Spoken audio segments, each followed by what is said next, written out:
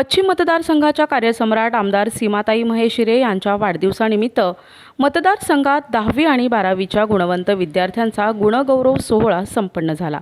दरवर्षीप्रमाणे नाशिक पश्चिम विधानसभा मतदारसंघातील 10वी-12वीमध्ये गुणवंत झालेल्या विद्यार्थ्यांचा गुणगौरव सोहळा स्वामी श्रीकंठानंद यांच्या प्रमुख उपस्थितीत संपन्न झाला।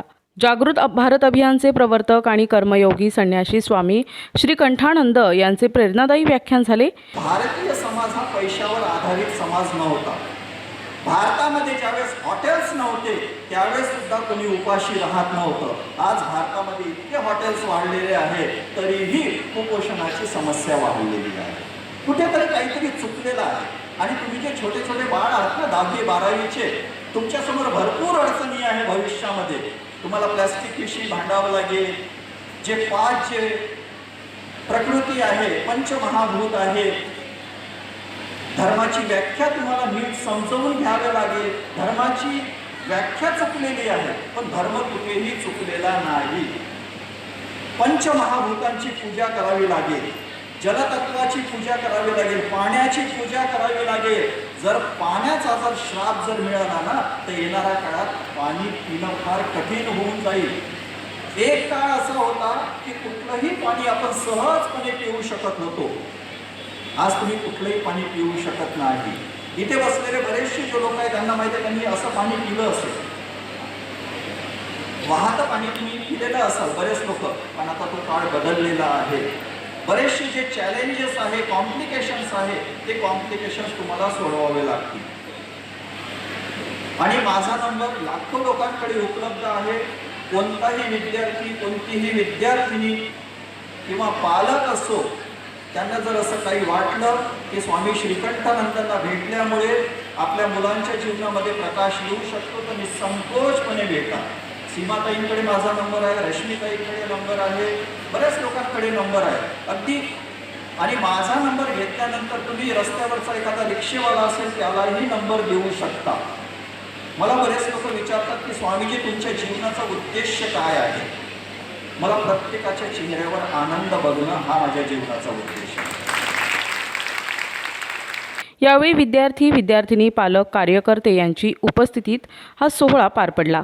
या प्रसंगी आमदार राहुल ढिकले, रवीजी भुसारे, रवीजी अनासपुरे, लक्ष्मणजी सावजी, प्रशांत जाधव, सुनील बच्छाव, गिरीश पालवे, विजय माने, सुनील केदार, महेश शिरे, दिनकर पाटील, प्रदीप पेशकर, सुनील भाऊ बागुल, सुरेशण्णा पाटील, रामहरी संभेराव, नगरसेविका अलका आहिरे, छायाताई देवांग, पुष्पा आव्हाड, भाग्यश्री डोमसे, प्रतिभा पवार, माधुरी बोलकर, वर्षा भालेराव, सुवर्णा मटाले, भगवान दोंदे, भागवत आरोटे, सलीम मामा शेख, अनिल मटाले, सोनाली ठाकरे, कल्पना पटोळे, अर्चना दिंडोरकर, अविनाश पाटील, भगवान काकड, रवी पाटील, राजेश दराडे, राकेश डोमसे, वैभव महाले, अमित घुगे, विनय मोगल, अशोक पवार, महेंद्र शिंदे, कैलास आहिरे, महेंद्र पाटील, रोहन कानकाटे, यशवंत पवार, गौरव बोडके, रश्मी हिरे बेंडाळे, संजय राऊत, निलेश जोशी आदी उपस्थित होते।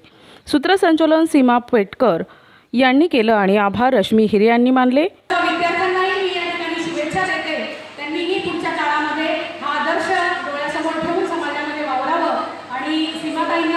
लाख मोलाच्या शुभेच्छा देते। माझा पूर्ण देवांग परिवार, देवांग आणि सर्व भारतीय जनता पार्टी महिला मोर्चाच्या वतीने सीमाताई तुम्हाला उदंड निरोगी आयुष्य लाभो आणि तुमच्या सर्व इच्छित मनोकामना येत्या काळामध्ये पूर्ण हो अशी मी मनापासून शुभेच्छा देते आणि माझ्या वाणीला विराम देते। धन्यवाद। जय हिंद, जय महाराष्ट्र। त्यांचं काम या नाशिक पश्चिम मतदारसंघामध्ये खूप चांगलं काम आहे। पण आतापर्यंत आपण महाराष्ट्राचं चित्र बघितलं, जिल्ह्याचं चित्र बघितलं, पण महेश भाऊ आणि सीमाताई सुद्धा कुठल्याही ज्याच्या भागामध्ये जर कुठल्या पक्षाचा वेगळ्या पक्षात दुसऱ्या पक्षाचा लोकप्रतिनिधी असेल त्या प्रभागामध्ये आत्तापर्यंत मला वाटतं कधीही ढवळाढवळ केलेली नाही आहे। म्हणून काही तुम्हाला सर्व पक्षाचे लोक, सर्व समाजाचे लोक तुमचा आदर करतात। खरं तर काही मला शेवटपर्यंत कार्यक्रमाला थांबला असतो। मला सुद्धा राजाभाऊ ज्येष्ठ नागरिकांचा वाढदिवस आहे आणि मला सुद्धा त्या वाढदिवसासाठी जायचं आहे आणि मी दुपारपासनं ताईंना शुभेच्छा द्यायच्या म्हणून मी ताईंना फोन केला, महेश भाऊंना सुद्धा फोन केला आणि मला वाटतं जे कधीही आता इथे पालक सुद्धा आहेत माझ्या साक्षीला. थोडंसं माझ्या मुलांनी शांत 80% मिळाले तर फार मोठं वाटायचं, परंतु आता मुलं 99% मिळवतात आणि मोठ्या प्रमाणात यश मिळवतात.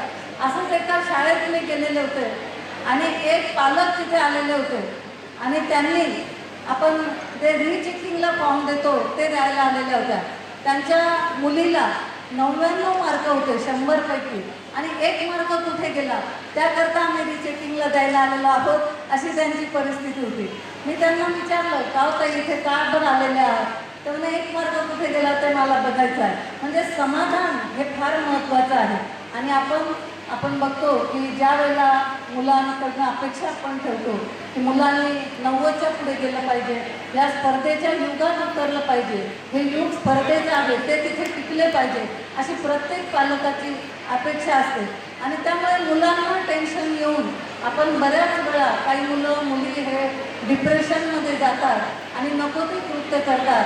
त्यामुळे मी सगळ्या मुलांना आणि पालकांना सांगेन की आपण कुठलंही टेन्शन न घेता आपण सामाजिक जाणीवसुद्धा ठेवली पाहिजे.